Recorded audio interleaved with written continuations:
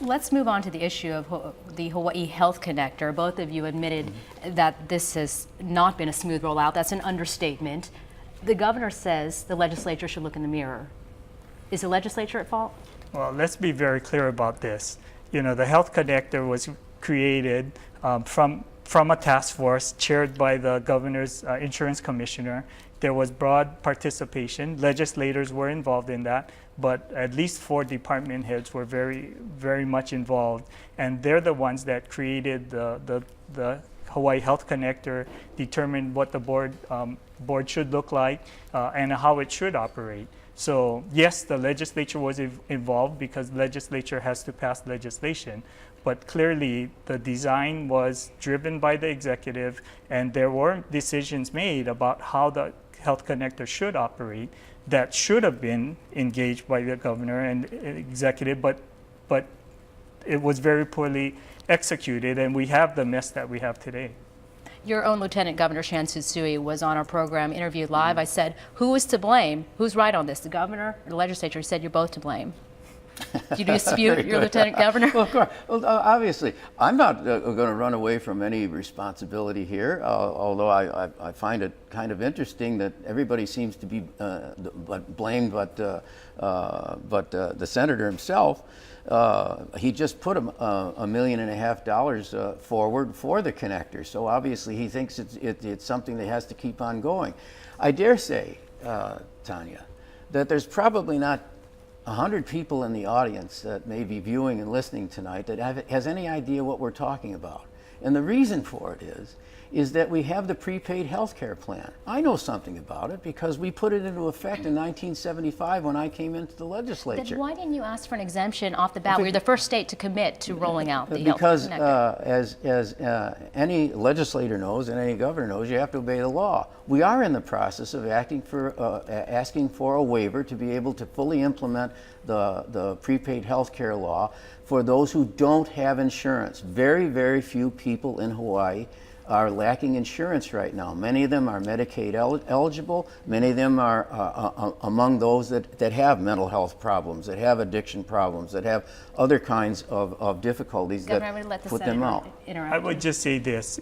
This clearly is a lack of leadership on the governor's part and the administration.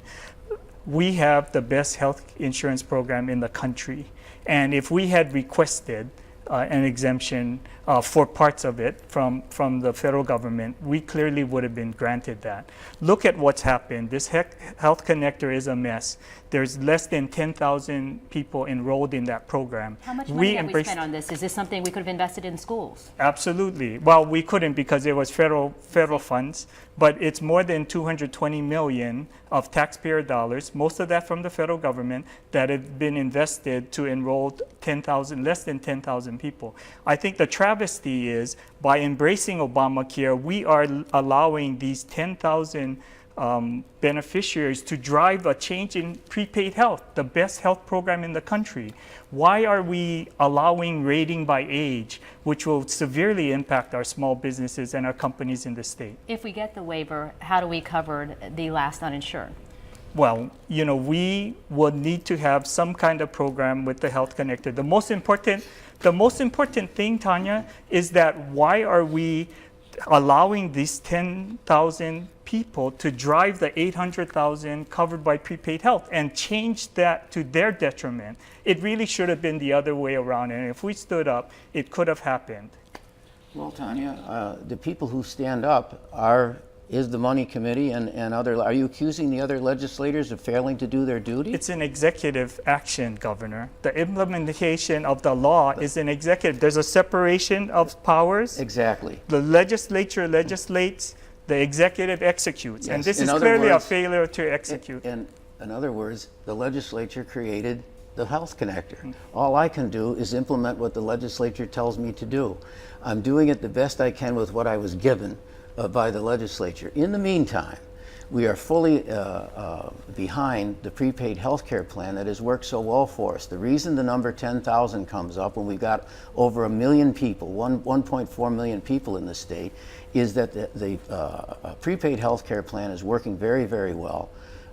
And We are working to fund our unfunded liabilities with regard to the obligations we have with our health care benefits. So the state of Hawaii is working very, very well. We will do the best we can with what we've been given by the legislature on the Health Connector. We will get a waiver as soon as it's legally possible, and I'm certain that we'll continue on the excellent path for health care insurance that Hawaii has achieved since 1975. And that's the last word on that. We're going to take time out and get to many more issues after we come back here on Hawaii News Now.